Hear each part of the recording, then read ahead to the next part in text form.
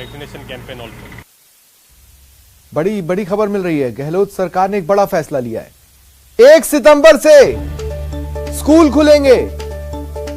ये जानकारी मिल रही है कि 1 सितंबर से स्कूल खुलेंगे। देखिए, हाल ही में मंत्री समूह की बैठक हुई थी जिसमें चर्चा की गई और फिर जो रिपोर्ट तैयार हुई वो सीएम को भेजी गई, सीएम को सौंपी गई। इंतजार इस बात का था कि सीएम इस पर निर्णय कब लेते हैं। अब जो जानकारी मिल रही है उसके हिसाब से यह साफ है कि मुख्यमंत्री अशोक गहलोत फैसला ले चुके हैं। 1 सितंबर से स्कूल खुलेंगे और जो जानकारियां मिल रही हैं, देखिए 50%, 50% क्षमता के साथ स्कूल खुलेंगे, लेकिन सिर्फ 9वीं से 12वीं तक के लिए, यानी कक्षा 1 से 8वीं तक के बच्चे घर पे ही रहेंगे, ऑनलाइन पढ़ाई करेंगे। लेकिन जो कक्षा 9वीं से 12वीं तक के जो छात्र हैं उनके लिए अब स्कूलों को खोला जाएगा 1 सितंबर से 50% क्षमता के साथ। अब स्कूल अपनी प्लानिंग कर सकते हैं, वो चाहे तो 50% क्षमता को किस तरह से मेंटेन करते हैं, ऑल्टरनेट डिफरेंट बैचेस की क्लास या क्या, ये अब स्कूलों को प्लान करना है।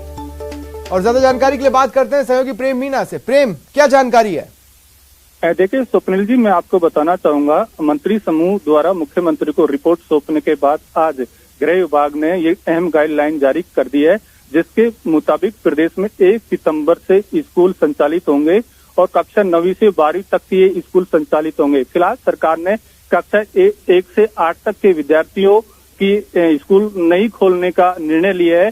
अभी यहाँ केवल ऑनलाइन के माध्यम से ही पढ़ाई की जाएगी। सरकार ने साथ में हिदायत दी है कि कक्षा 9 से 12वीं तक के विद्यार्थी शिक्षण संस्थानों में तभी आ सकते हैं जब उनके माता पिता लिखित में अनुमति देंगे, यानी बिना अनुमति के कोई भी विद्यार्थी है शिक्षण संस्थानों में नहीं आ सकता। ये सरकार ने एक अहम कंडीशन लगाई है। साथ में काफी लंबे समय से बंद रहे कोचिंग संस्थान भी सरकार ने खोलने का निर्णय लिया है। 1 सितंबर से 50% क्षमता के साथ प्रदेश के सभी कोचिंग संस्थान खोले जाएंगे, लेकिन सरकार ने यह भी एक शर्त लगाई है कि जो कोचिंग संस्थान का स्टाफ है उसके दोनों डोज, वैक्सीन की दोनों डोज पहली और द्वितीय लगानी अनिवार्य होगी। यदि ऐसा नहीं करते हैं तो सरकार कोचिंग खोलने की अनुमति नहीं देगी।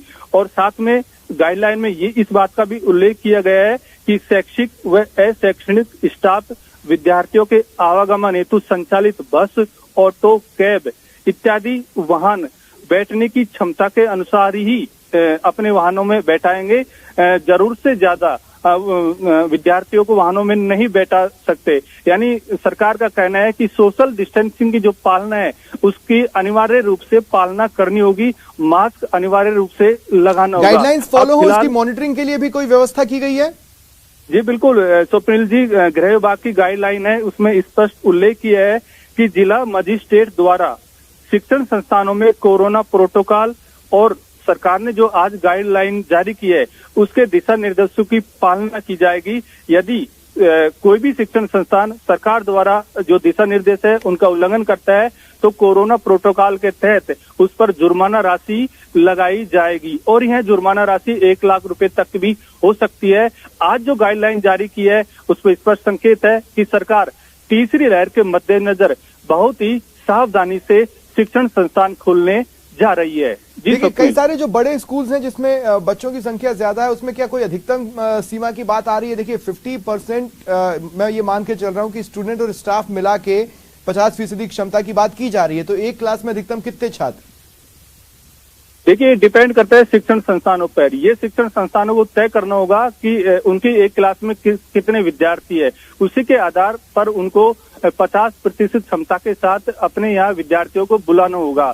सरकार का स्पष्ट कहना है कि 50% क्षमता का उल्लंघन नहीं किया जाएगा। यदि उल्लंघन करते हैं तो फिर ऐसी स्थिति में सरकार ने जो नियम बनाए हैं उन नियमों के तहत जो दंड के प्रावधान किए हैं, आर्थिक पहलू भी है। प्रेम, देखिए जैसे ही अब स्कूल खुलेंगे तो फीस के मसले भी सामने आएंगे और तमाम चीजें भी सामने आएंगी। तो कुछ एक चीजें जो स्कूल प्रोवाइड करे, जैसे मान लीजिए सैनिटाइजर, स्कूल हो सकता है बोलते बच्चों से आप अपने सैनिटाइजर लाओ, हम प्रोवाइड नहीं करेंगे, लेकिन चूंकि स्कूल खुल रहे हैं तो क्या इस तरह की भी बातें इसमें है कि स्कूल को सैनिटाइजर वगैरह ये सब जगह जगह पे रखने या फिर बच्चों को खुद लाना या इस तरह की कोई बातें?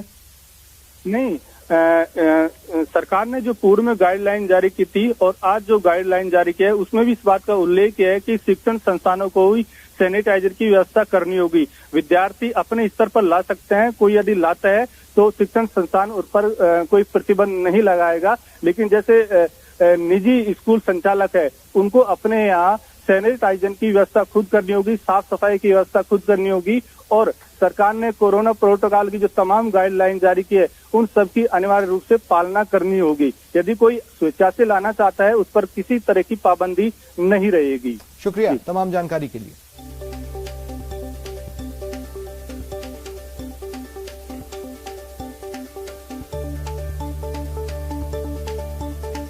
और चलिए वक्त तो चला एक छोटे से ब्रेक का। ब्रेक के बाद देखिए लाइमस्टोन की फास्ट